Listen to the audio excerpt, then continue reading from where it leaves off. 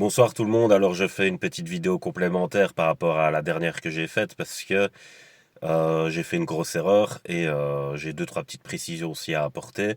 En fait, j'ai refait plusieurs fois cette vidéo et j'ai pris la dernière version que j'avais pas vérifiée et c'était la plus mauvaise apparemment, donc il faut que j'apporte des compléments. Donc l'erreur que je dois corriger, c'est que j'ai dit que la vitesse était une constante dans l'univers. Et en fait, j'ai pas terminé le mot, c'est la vitesse de la lumière. Donc en fait, la constante dans l'univers, c'est la lumière.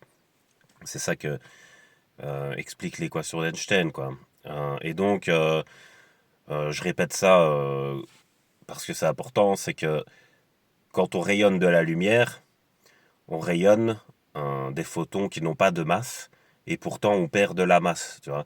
Donc ça veut dire que l'énergie est convertible et de manière insoupçonnée parfois.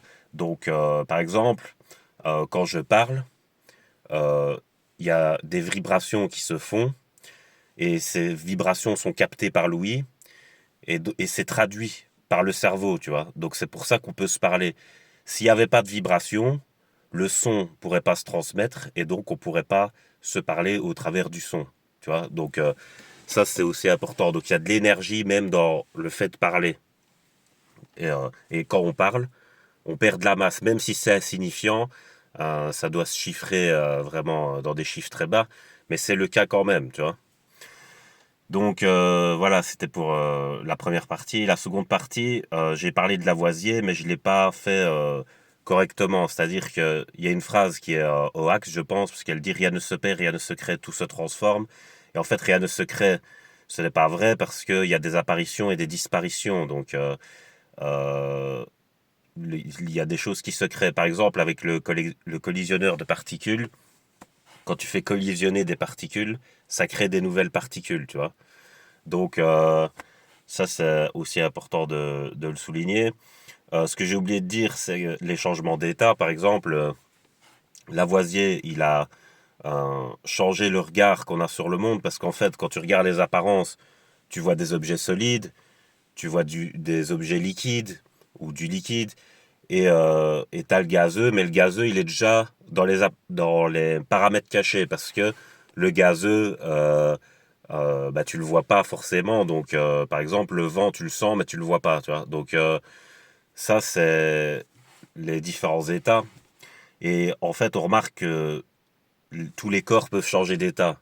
Donc, tu vois, ça matche pas avec les apparences. Toi, tu vois des trucs qui sont apparemment stables, tu vois, mais en fait, au cours du temps, tous les éléments peuvent changer d'état. Donc en fait, tu peux avoir un solide qui devient un liquide qui devient un gaz qui devient solide, un gaz qui devient liquide, tu vois.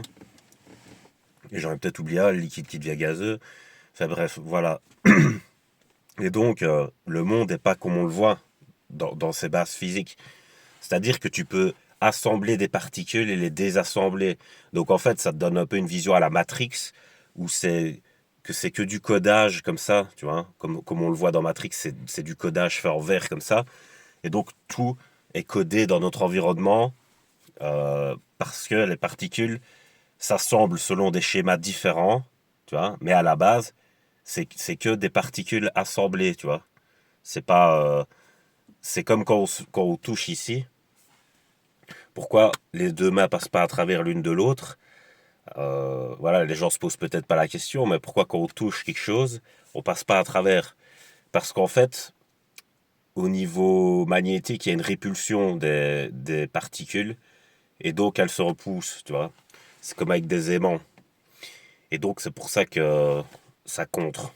Voilà. Il y a une force qui empêche la main de passer à travers l'autre. C'est une force combinée des particules, entre guillemets. Voilà. Et donc, ça aussi, c'est important de comprendre par rapport à l'environnement.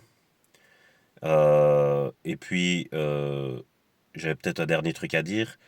En tout cas, je voulais pas refaire toute la vidéo par rapport au capitalisme, par exemple, parce que voilà, tout a été dit là-dessus. Je voulais juste apporter ces précisions parce que j'avais oublié de les mentionner dans la première partie. Et donc voilà, quoi. C'est ça que je veux dire. C'est qu'en fait, Einstein, il a compris plus loin que Lavoisier, mais en s'inspirant quand même de ce phénomène des paramètres cachés. et que l'environnement, quand tu creuses, il est plus complexe et il n'est pas forcément basé sur les apparences. Et donc, ça, c'est très important de comprendre ça en sciences. Voilà, donc je vais laisser sur ça. Passer une bonne nuit.